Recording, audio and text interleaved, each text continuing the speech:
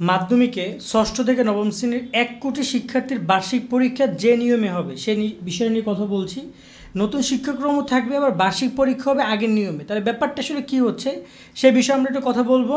মূলত এখানে যদি আমরা তালিকাটা দেখি, ষষ্ঠ শ্রেণীতে 25 লাখ, সপ্তম শ্রেণীতে 26, অষ্টম শ্রেণীতে 26 এবং নবম শ্রেণীতে 24 লাখ শিক্ষার্থী কিন্তু বর্তমানে রয়েছে। অলমোস্ট 1 কোটির উপরে শিক্ষার্থী বার্ষিক পরীক্ষাটা এখন নিয়ে একটা বেশ বড় ধরনের পরিকল্পনা হচ্ছে। আমি চেষ্টা করছি এই ভিডিওতে শিক্ষার্থী এবং আপনারা অভিভাবকদেরকে বিষয়টা জানানোর। এখানে ভয় পাওয়ার কোনো কিছুই নেই এবং কোনো খারাপ কিছু হচ্ছে না। হয়তো বা স্বাভাবিকভাবেই অন্যান্য সময়ের থেকে এইবার একটু অন্য টাইপের হবে, কারণ নতুন কারিকুলাম, কিন্তু পরীক্ষা হবে আগের নিয়মে। ইতিমধ্যে আমরা ডেলি ক্যাম্পাসের নিউজ, আমরা জাগো নিউজ বিভিন্ন জায়গায় দেখছিলাম বার্ষিক পরীক্ষা নিয়ে তারা কি বলছে। লাস্ট তারা যে বিষয়টা বলেছে যে জাতীয় শিক্ষাক্রম ও পাঠ্যপুস্তক বোর্ড মূল্যায়ন নির্দেশিকা সংশোধন এবং পরিমার্জনের কাজ করছে। খুব শীঘ্রই 1-2 দিনের মধ্যে এই পরিমার্জন চূড়ান্ত করা হবে। এখানে যে বিষয়টি বলা হয়েছে যে 2012 সালের যে একটা পরিত্রাণপত্র ছিল বা একটা নিয়ম ছিল, সেই 2012 সাল, সেই সৃজনশীল, সেই শূন্যস্থান, সেই এক কথায় উত্তর, সেই টাইপের প্রশ্ন চলে যাবে, এমসিকিউ থাকবে। এভাবে তারা চলে আসতেছে, পরীক্ষাগুলো হবে। এবং এখানে বলা হয়েছে, যদি একটু জুম করি আমরা, যে ষষ্ঠ থেকে দশম শ্রেণী বার্ষিক পরীক্ষা নেওয়ার পথ করা হচ্ছে শিক্ষার্থীদের ছোট প্রশ্ন, বড় প্রশ্ন, এমসিকিউ টাইপের প্রশ্ন, মানে এক কথা উত্তর, শূন্যস্থান পূরণ, বার্ষিক পরীক্ষা অংশ নিতে হবে।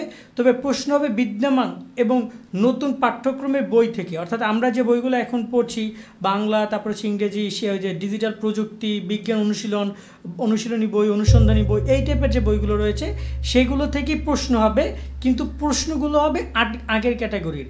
এক্ষেত্রে বার্ষিক পরীক্ষা কবে হবে এ ব্যাপারে তারা যেটা বলছে যে এই মুহূর্তে মূল্যায়ন নির্দেশিকা সংশোধন পরিমার্জনের কাজ তারা করছে। তারা খুব শীঘ্রই জানাবে যে কোন কোন শিক্ষার্থীদের ক্ষেত্রে কী রকমের তারা পরীক্ষাটা নিবে।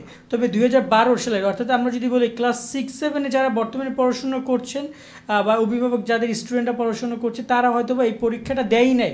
2012 নিয়মটা ছিল 2000, তারা তখন হয়তো ক্লাস 5-এ পড়ে বা 4-এ পড়ে, কিন্তু এখন সেটা নতুন নিয়মে তাদের পরীক্ষা হবে। তাদের জন্য বিষয়টা পুরোপুরি একটু নতুন হতে পারে, কিন্তু বলে রাখছি যে এটা সামনে থেকে এই নিয়মটাই কার্যকর হবে। নতুন শিক্ষাক্রমটা বাতিল হয়ে গেছে, এখন পুরাতন শিক্ষাক্রম অনুযায়ী তাদের পড়ালেখাটা হবে। সামনের বছর তাদেরকে নতুন বই প্রদান করা হচ্ছে।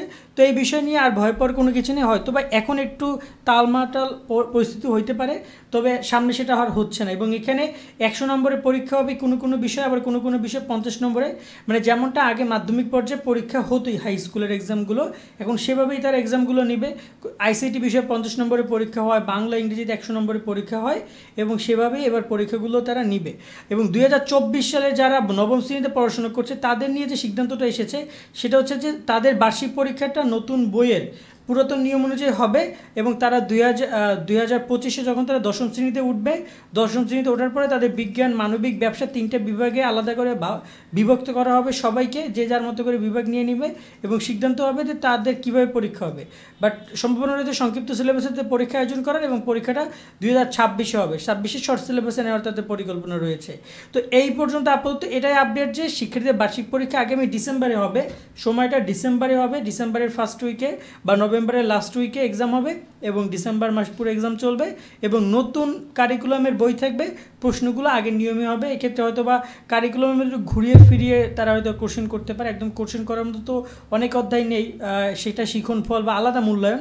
কিন্তু এখন আর মূল্যায়ন শব্দটা থাকছে না, এখন হবে যে সরাসরি যদি বলি, এখন সরাসরি হচ্ছে যে পরীক্ষার মাধ্যমে মূল্যায়ন। আগে তো বিভিন্ন ধরনের অর্ধবার্ষিক মূল্যায়ন, বার্ষিক মূল্যায়ন, অন্যরকম একটা প্রক্রিয়া ছিল অ্যাসাইনমেন্ট ভিত্তিক, এখন সেটা থাকছে না। এখন সরাসরি পরীক্ষা ভিত্তিক, 100-তে 33 পাইলে ফেল, 33-এর উপরে পাইলে পাস, 32 পাইলে ফেল, ঠিক এরকম প্রসেসে এখন শিক্ষা ব্যবস্থা যাচ্ছে।